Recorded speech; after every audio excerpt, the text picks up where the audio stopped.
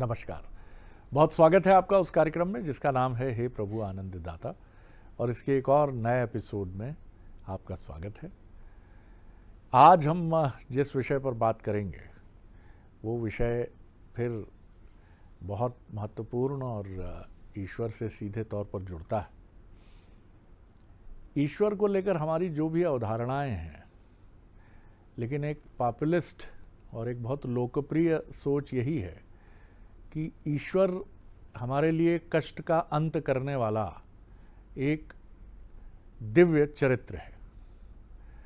हमारे मन में ये विश्वास होता है और करोड़ों अरबों लोगों के मन में तो ये विश्वास इतना सघन होता है कि वो ईश्वर के सामने जिस भी धर्म से जुड़े हों वो खड़े होते हैं और उनके मन से ये आवाज़ निकलती है कि नहीं, ये बात ज़रूर पूरी होगी जो हम ईश्वर के सामने रख रहे हैं।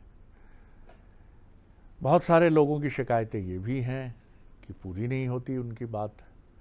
बरसों बरस वो कह रहे हैं कि ये बात होनी चाहिए, प्रभु हमारी विनम्रता से इस इच्छा को पूर्ण करें, लेकिन ये पूरी नहीं हो रही। फिर इसके चिंतन की तरफ भी चले जाते हैं। वो हमारे सनातन में तो कहा भी जाता है कि भैया कर्म फल है, नहीं होगा, प्रारब्ध संचित क्रियामण, तो ये तमाम चीज़ों में बातें उलझती हैं। लेकिन आखिर वो लोग जो ये कहते हैं या दावा करते हैं कि उनकी बात नहीं सुनी जाती है, ऐसा क्यों होता है? क्या इसके पीछे कोई विधान है, कोई सोच है, कोई दृष्टि है, कर्मफल का कोई विधान है? जैसे बैंक में हम धन जमा करते हैं, हमारे विद्वान वक्ता कई बार हमको समझाते हैं प्रारब्ध संचित और क्रियामाण के माध्यम से। लेकिन फिर भी ये चीज़ें कि कुछ लोग ऐसे क्यों हैं जिनकी शिकायत हमेशा बनी रहती है।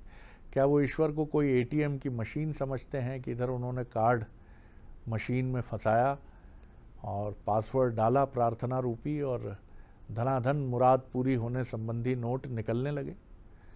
चलिए इसको लेकर सीधे चलते हैं अपने विद्वान वक्ता, भगवत गीता के अध्येता, मानस मर्मज्ञ प्रोफेसर डॉक्टर सुरेंद्र बिहारी गोस्वामी जी के समक्ष। प्रणाम कर रहा हूँ डॉक्टर, विषय आपके सामने। आज आप चिंतन की बढ़िया उस निर्मल सरोवर में गोता लगा रहे हैं जिसको मैं मानसरोवर कहूँ। जी, मानसरोवर इसलिए कहूँ कि जब शुद्ध मीठा जल बिल्कुल लेकर आते हैं। मुझे याद आता है यक्ष से किसी ने प्रश्न किया था, यक्ष ने युधिष्ठिर से प्रश्न किया था। तो यक्ष ने एक प्रश्न किया कि परम स्नान किसको कहते हैं। आज आप परम स्नान करना चाह रहे हैं, इसलिए मेरा ध्यान गया परम स्नान। तो युधिष्ठिर थोड़ी देर सोचते हैं और कहते हैं मन के मैल को धोना ही परम स्नान है। वाह, बहुत मन के मैल को धोना ही परम स्नान है, जो कोई करता नहीं। जी। हम नित्य प्रति इतने मैल, इतने विषय, इतने कामनाओं को अपने मन के अंदर हम इकट्ठा कर चुके हैं कि अब हमारे मन ने ईश्वर के कामना स्वरूप अवतरण धारण कर लिया है। हम कामनाओं को ही ईश्वर मानते हैं।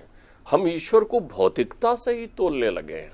हमारा ईश्वर इस स्वरूप में हो गया, अब बल्कि ईश्वर का भेद हो गया। ये मेरा ईश्वर, ये तेरा ईश्वर, ये यहाँ का ईश्वर, ये वहाँ का ईश्वर, और तो और वो इस मोहल्ले का ईश्वर और उस मोहल्ले का ईश्वर, वो लाल वाला ईश्वर, वो पीला वाला ईश्वर।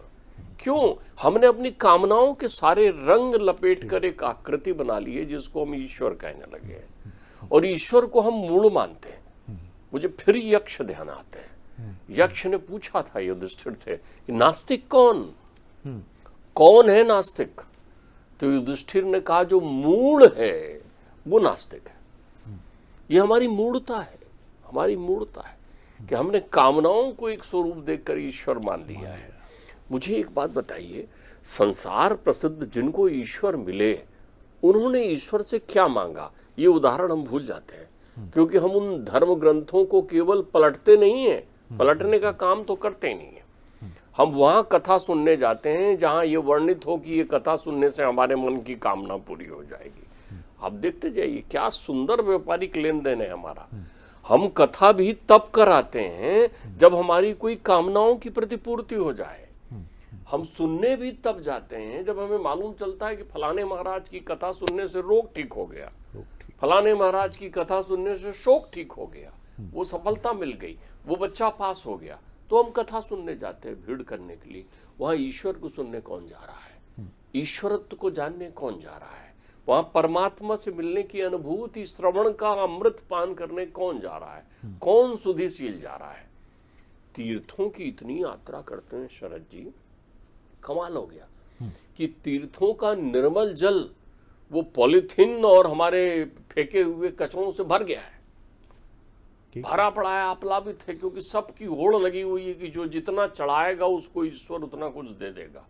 कमाल है, हमने उस परम स्नान को प्राप्त नहीं किया है तो मन शुद्ध नहीं है, तो उन स्नान करने से हमको क्या फायदा होना है। हमारे घर में हमने ईश्वरों का दिन निश्चित कर दिया है, शनिवार को फलाने ईश्वर मिलेंगे, मंगलवार को फलाने ईश्वर मिलेंगे, बुधवार को अमुक ईश्वर की आराधना करना है। आप देखिए हम कितने द्वैत हो गए हैं। इसमें डॉक्टर साहब एक चीज़ और जो समझ में आती है कि जो फॉलो करने वाला है उसके लिए तो ये बात जैसा आपने कहा कि भेड़ तंत्र है, भेड़ जैसे चलेगी पीछे वाला रेवड़ भी वैसा ही चलेगा, वो ये नहीं सोचेगा कि आगे गड्ढा है। आखिर ये बताया किसने कि ईश्वर एटीएम मशीन है? क्यों ऐसे ऐसे बाबा हैं जो कहते हैं हरी चटनी के साथ समोसा नहीं खाया तो कृपा नहीं आएगी? क्यों एक लोटा जल जीवन बदल देता है? ये कहाँ से आ रहे हैं ये स्रोत? देखिए, ये वो चिंतन है जिस पर बात करने से हमारे अंतर मन में पूर्वग्रह आ सकता है, और इस कार्यक्रम का मूल स्रोत है कि हम बीमारी की चिकित्सा करें, बीमारी के लक्षणात्मक दोषों की ओर ना जाएं कि बीमारी क्यों लेकर आ रहे हो।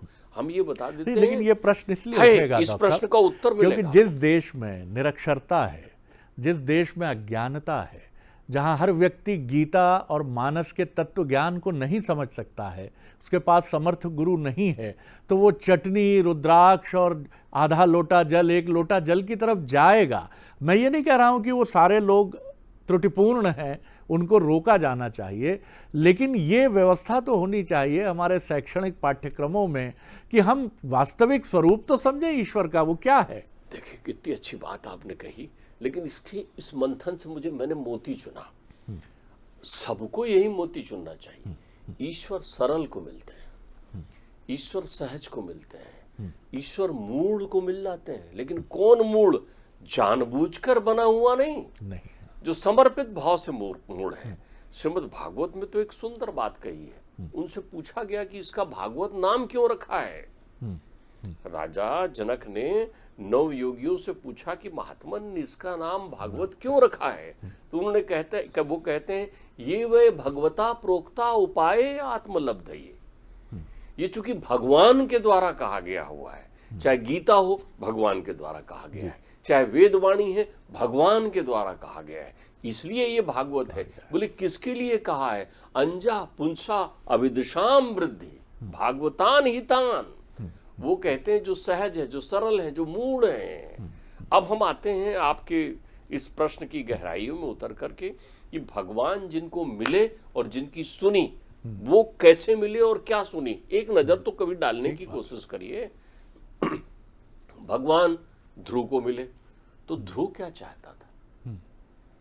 क्या ध्रुव भगवान को चाहता था या भगवान से चाहता था? ये चिंतन करना होगा। भगवान प्रहलाद को मिले तो प्रहलाद क्या चाहते थे? प्रहलाद साम्राज्य चाहते थे या भगवान चाहते थे?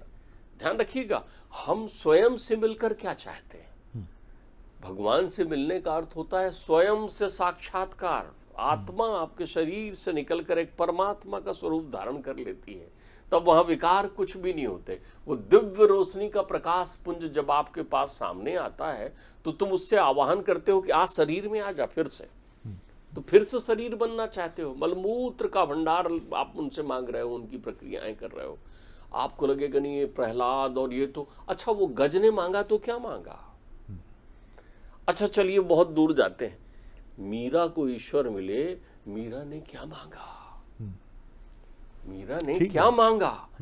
वो जो परम तत्व ईश्वर से हमें चाहिए है, उस तत्व को हम लोग विरक्त रहते हैं।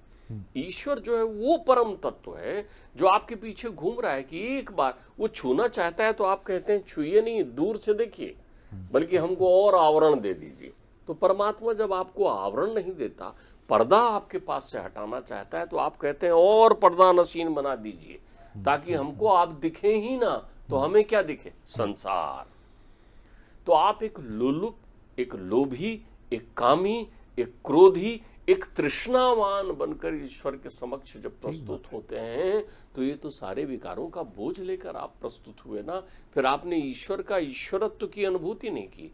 इनमें वही सफल होता है जो ईश्वर को जानना चाहता है। वल्लभाचार्य कहते हैं, कामेन कर्म नाशा।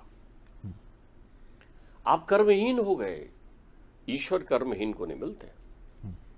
ध्यान रखिएगा, रैदास चमड़े का काम कर रहे हैं, तुकाराम जो है बर्तन बनाने का काम कर रहे हैं, बुनकरी का काम कर रहे हैं कबीर। ध्यान रखिएगा, जिसका जो कार्य है वो करिए। दक्ष को, प्रतापी को, पुरुषार्थी को ईश्वर मिलते हैं। तो धनवान को ईश्वर मिलते हैं ऐसा नहीं कहा है। प्रतापी, पुरुषार्थी, जो कर्मशील है, जो लगन के साथ लगा है।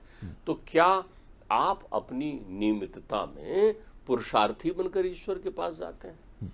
एक विद्यार्थी जो नित्य पढ़ता हो, समय पर उठता हो, किताबें पढ़ता हो, बड़े अनुशासन और मर्यादाओं के साथ रहता हो, जब वो ईश्वर को नमस्कार करता है ना, तो प्रातः ईश्वर जाग कर उसको देखते हैं, ये ब्रह्मचारी कहाँ जा रहा है?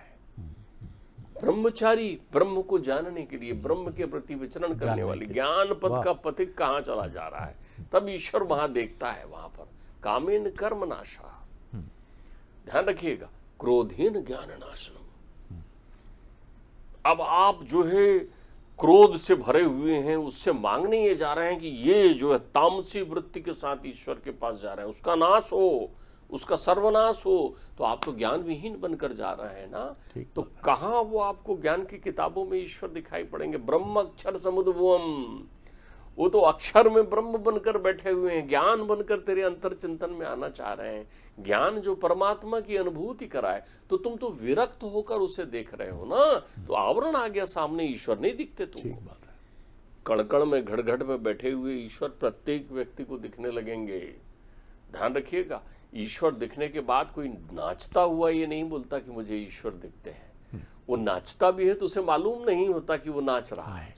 मीरा प्रेम दीवानी बनकर नाच रही है, लेकिन कभी इस स्वर में नहीं कह रही कि ठाकुर जी मुझे कल दिखे, ठाकुर जी से मुझे मुलाकात हो गई और तुरंत वो वहां बैठ जाए, चले आओ ठाकुर जी मुझे मिल गए, मैं चमत्कार दिखा रही हूँ। ये नहीं कर रहे। ये हमारे यहाँ भास, विक्षेप और पाखंड है। ठीक बात है। कभी भी धन के प्रति उत्तर से ईश्वर का जुड़ाव नहीं है। लौकिक धन के प्रति उत्तर से ईश्वर को पुकारने का कोई और साधन नहीं है, तुम स्वयं हो।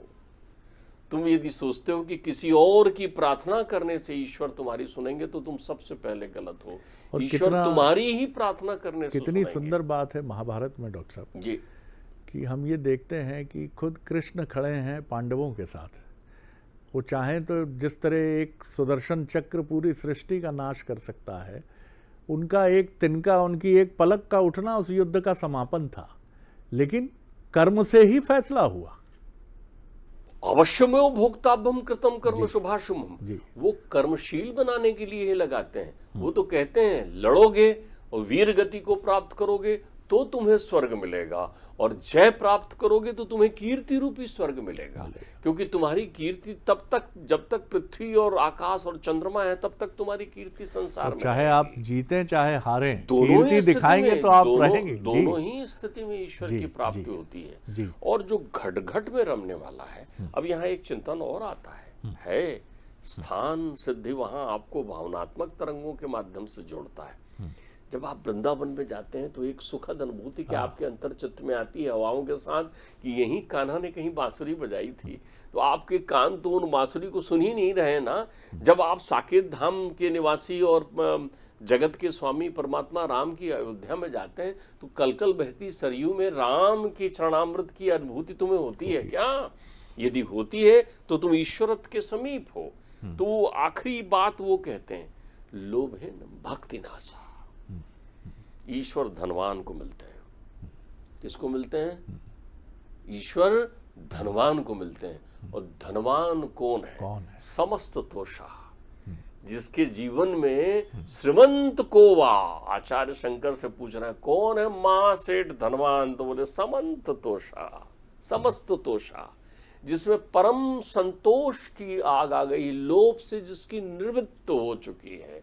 तो तुम कामना रूपी लोभ को छोड़कर जब भी ईश्वर के चरणों में जाओगे तो आप ये जाओगे कि आप ये महसूस करोगे कि वो वही विग्रह, वही श्री विग्रह आपसे बात कर रहा है, आपसे चर्चाएं हो रही है, आपको उनकी अविरल छवि देखने मिलेगी, वही जो तुम्हारी महतारी देख रही है, वही जो वो सौभाग्यवती महिला रोज तैयार होकर तीज के दिन के करवा चौथ के दिन उस अनुभूति को कर रही है। वो पढ़ी लिखी नहीं है, वो गांव की है, वो घूंघट के ओट से परमात्मा को देख रही है और कनखियों से बलैया ले रही है, उसकी अनुभूति को तुम प्राप्त करोगे। तो परमात्मा को और परमात्मा के उन दिव्य स्थलों को हमने केवल और केवल माया, भौतिकता और कामनाओं से जोड़ दिया है। कामनाओं के कारण ईश्वर के भेद कर दिए हैं। जहां काम तहां राम कहाँ, और जहां राम तहां काम, और तुलसी कबहु न पाइए, रवि रजनी एक ठाम। तो जिस दिन आप परम स्नान कर लेंगे, मन से विषय आपको हट जाएंगे, उस दिन आप ध्यान रखिए ईश्वर आपको दिखेंगे कहाँ। तात मात बंधु सखा बहुविध हित मेरो, प्रत्येक शब्दों में, प्रत्येक वार्ता में, प्रत्येक दर्शन में फिर आपको माता के चरणों में भी ईश्वर दिखेंगे, पिता की वाणी में भी ईश्वर दिखेंगे, गुरु के संदेश में भी ईश्वर की अनुभूति हो जाएगी। फिर मंदिर में घुसते ही आपको उसकी सुगंध के साथ आपके नथुनों में जैसे ही पुष्पों की खुशबू जाएगी और धूप दीप नैवेद्य की सुगंध आपके पास पहुंचेगी, तो आप महसूस करने लगोगे कि वही है जो तन बिन परस नयन बिन देखा। ध्यान रखिएगा, तो ईश्वर एक अनुभूति का विषय है। हमारा हृदय चूंकि शुद्ध नहीं होता, हमारे अंतर मन में चूंकि हम बाहरिंग तो स्नान कर लेते हैं, लेकिन अंतरंग हम जो हैं मैले होते चले जा रहे हैं। यही कारण है कि हम भी मैले हो रहे हैं, परिवेश को भी मैले कर रहे हैं, विचार को भी मैले कर रहे हैं। कितनी सुंदरतम, कितना छोटा सा जीवन है शरद जी, मैं आपको बताऊं, इसको मैं अपनी प्रशंसा में नहीं कहूँगा। पिताश्री ये बात कहा करते थे कि महज 100 वर्ष के जीवन में शायद 25-30 वर्ष का समय तुम्हें अतिरिक्त समय निकाल के अध्ययन करने के लिए मिले, और कितनी अपरिमित संपदा है। ईश्वर का पता बताती वो किताबें जो हैं, वो ग्रंथ जो हैं, तुम्हारे घर में ही रखे हैं। तुमने कभी पन्ना नहीं पलटा, पूजा करके पिंड छुड़ा लिया, तुम जानना नहीं चाहते। आप देखिए, मेरे यहाँ तो उस जमाने में एक पत्रिका आती थी कल्याण, गीता प्रेस गोरखपुर से छपती है। क्या आपके घरों में है ऐसी कोई किताबें वहां से जो आई हुई? आपने अध्यात्म की कोई किताबें, अध्ययनों अध्यायों सुसंद्रो अध्यायों स्वाध्यायों पढ़ा क्या? और सावधान, अपने ज्ञान को गूगल गुरु के लिए समर्पित मत करिए। बिल्कुल, आप थोड़ी समय निकाल करके, और मैं तो कह रहा हूं इन सब से हटकर बड़े लगन के साथ आज ही संकल्प लीजिए कि आप तुलसी कृत रामचरित मानस को दोहों में न समझ में आए तो उनके नीचे जो शाब्दिक हिंदी में लिखा हुआ है, अरे रोजीना पढ़ना शुरू करिए। मैं आपको विश्वास दिलाता हूं कि जैसे ही मानस इतिश्री होगी, आपके जीवन में मंगल होगा और आप उसकी अनुभूति करने लगेंगे। वाह डॉक्टर साहब, वाह। और जब हम ये चर्चा कर रहे हैं तो मध्य प्रदेश के ही नहीं, देश के एक अद्भुत संत जिन्होंने नर्मदा के किनारे अपना एक ठिकाना बनाया, नाम सिया राम बाबा। मैं जीवन में इस पड़ाव तक आने के बाद अनेक संतों से मिला हूँ, और इन संत से मिला, कहा जाता है 100 वर्ष से अधिक उम्र है उनकी, रही 100 वर्ष से अधिक उम्र। शरीर कमान की तरह झुक गया था, दोहरा हो गया था शरीर एकदम झुक कर। ये त्वचा जो है ये लटक गई थी, शायद अवस्था उम्र की इतनी थी, पूरी झूलती थी स्किन। पैर में इतना बड़ा घाव था कि हड्डी दिखती थी। कहा जाता है 4 बजे नर्मदा स्नान के दौरान मछलियों ने उनके पैरों को जख्मी कर दिया। 12 वर्ष मौन रहे, वटवृक्ष के नीचे खड़े होकर रामायण पढ़ते रहे, बोले नहीं किसी से। 12 वर्षों के बाद जो पहला शब्द निकला वो था सिया राम। 10 रुपए लेते थे सिर्फ, 10 रुपए, चाहे आप 10,000 दे दीजिए तो आपको 9,990 रुपए गिन के ये वृद्ध संत बड़ी गरिमा से, नहीं चाहिए, पोपले मुंह से, इससे अधिक नहीं चाहिए। इस 10 रुपए का भी इस्तेमाल उस क्षेत्र में स्वास्थ्य सुविधाएं और लोगों के कल्याण के लिए। कोई अनुचर नहीं, कोई बड़ा आश्रम नहीं, एक टीन का शेड जिसमें एक छोटा सा पुराना सा कूलर, चाय बनाने के लिए एक स्टोव छोटा सा, और चाय खुद बनाते थे। मैंने जब उनसे पूछा, मैंने कहा इस संसार में अच्छा बुरा दोनों है, आप क्या कहेंगे? बड़े पोपले मुंह से जो उनकी अमृतवाणी निकली, मैं आज भी बताते हुए आपको भावुक हो रहा हूं। उन्होंने कहा बाजार में निकलोगे, अच्छा भी है बुरा भी है, जो इच्छा हो ले लो। मैंने कहा बड़ा भ्रम रहता है बाबा, समझ नहीं आता किस राह चले। तो बोले देखो, मन जो है अर्जुन है और आत्मा कृष्ण है, किसकी सुनोगे? मन की सुनोगे तो कहेगा वापस भागो, छोड़ो, पलायन करो, और आत्मा रूपी कृष्ण जागृत होगा तो वो कहेगा कि लड़ो, न दैन्यम न पलायनम। बाबा जी आपको प्रणाम कर रहा हूं। संतों के बारे में मैंने बहुत सुना, मैं कोई तुलना नहीं कर रहा हूं, संतों की क्या तुलना करेंगे, लेकिन आपका जीवन जैसा था, मैंने तो नहीं देखा ऐसा जीवन जो अपने शरीर को कष्ट देकर आगे बढ़ता रहा। न कोई वहां भोग विलास की चीज थी, माफ कीजिएगा, भोग विलास से मतलब यही है कि गाड़ी वातानुकूलित, चारों तरफ पहरा, एक से एक बढ़ के अनुचरों का, बैठने के लिए ऐसा सिंहासन, कई बार संतों की होड़ में हम देखते हैं कि आज सिंहासन रखा जाता है, सब उनकी मान मर्यादा है, वो भी प्रणम्य है। लेकिन ऐसे मंदिर हैं, देवालय हैं इस देश में, कई बार प्रतीत होता है 3 किलो सोना चढ़ाया। कौन है ये 3 किलो सोना चढ़ाने वाले? क्या ईश्वर को ब्राइब दी जा सकती है? गोस्वामी जी देखिए, मैं आपको बताऊं, आपने कहा ऐसे संत, मैं इसमें एक शब्द और जोड़ना चाहूँगा। पिताश्री के मार्गदर्शन में मैंने ऐसे अनेकों दिव्य संतों के दर्शन किए। ये संत नहीं है, ये ही वो देव हैं जो प्रत्यक्ष आपको इस धरा पर अपनी अनुभूति देने के लिए आते हैं, और ये दरस परस का सुख देते हैं। ये आपको भक्ति का मूल संदेश सुनाते हैं, ये आपको वो त्याग सिखाते हैं। कामी क्रोधी लालची इनसे भगत ना होए, और भगत करे कोई सूरमा, जात वर्ण कुल खोए।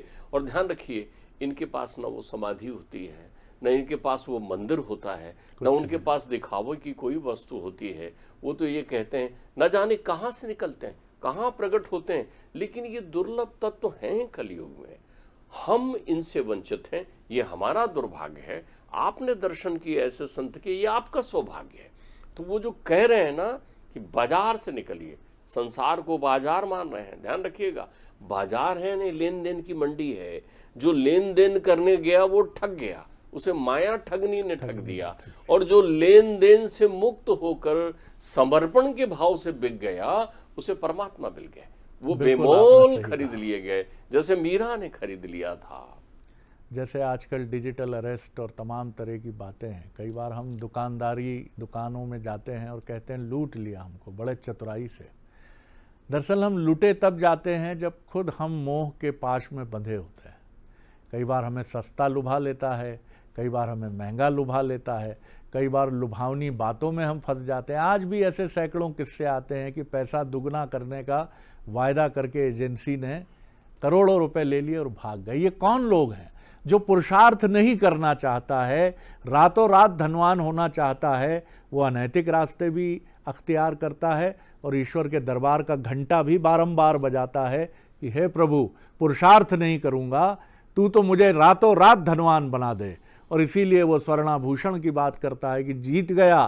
सांवरिया सेठ को तो कहा जाता है कि वहाँ तो चोर भोग लगाते हैं, इतने की चोरी सफल हो जाए तो इतना दूंगा। नाना प्रकार की चीज़ें हैं। अगले एपिसोड में एक और विषय लेकर उपस्थित होंगे।